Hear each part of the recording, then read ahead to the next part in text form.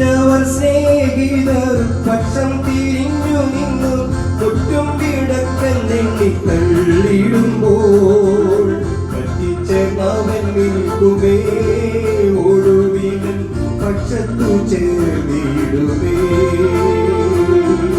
പറ്റിച്ചവൻ നിൽക്കുമേ ഒടുവിലൻ പക്ഷത്തു ചേർന്നിടുമേ.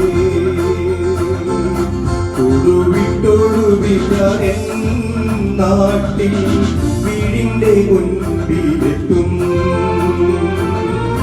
പാടിടും ജയഗീതമേ ഞാൻ പങ്ക പാടുകളേറ്റവനാ. ദൈവനാമത്തിന് മഹത്വമുണ്ടാകട്ടെ. ഇന്നത്തെ പ്രഭാത ധ്യാനത്തിനായി 9-ാം സംഘത്തിനും 15-ാം വാക്യം. ജാതികൾ തങ്ങളുണ്ടാക്കിയ കുഴിയിൽ താണുപോയി, അവർ ഒളിച്ചുവെച്ച വലയിൽ അവരുടെ കാൽ തന്നെ അകപ്പെട്ടിരിക്കുന്നു. ദുഷ്ടൻ സ്വന്തം കൈകളുടെ പ്രവൃത്തിയിൽ കുടുങ്ങുന്നു. അവൻ കുഴിക്കുന്ന കുഴിയിലും വിരിക്കുന്ന കെണിയിലും അവൻ തന്നെ വീഴുന്ന അനുഭവം ദൈവം ഒരുക്കും.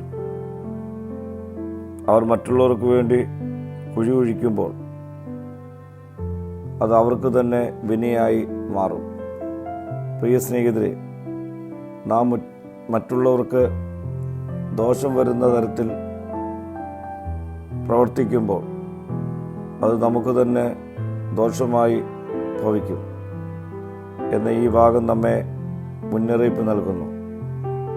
ദൈവം നമുക്ക് നൽകുന്ന അവസരങ്ങൾ മറ്റുള്ളവരുടെ നന്മയ്ക്കായി വിനിയോഗിക്കുമ്പോഴാണ് നമ്മുടെ ജീവിതം ശ്രേഷ്ഠതയുള്ളതായി മാറ്റപ്പെടുന്നത്.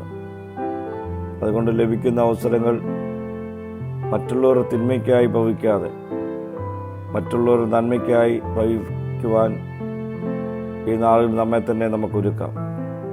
പ്രാർത്ഥിക്കാം. ദൈവമേ, മറ്റുള്ളവർക്ക് നന്മ ചെയ്യുവാനുള്ള കൃപ എനിക്ക് നൽകണമേ. മഹത്വം നീ എടുക്കണം. യേശുവിൻ്റെ നാമത്തിൽ തന്നെ. ആമീൻ.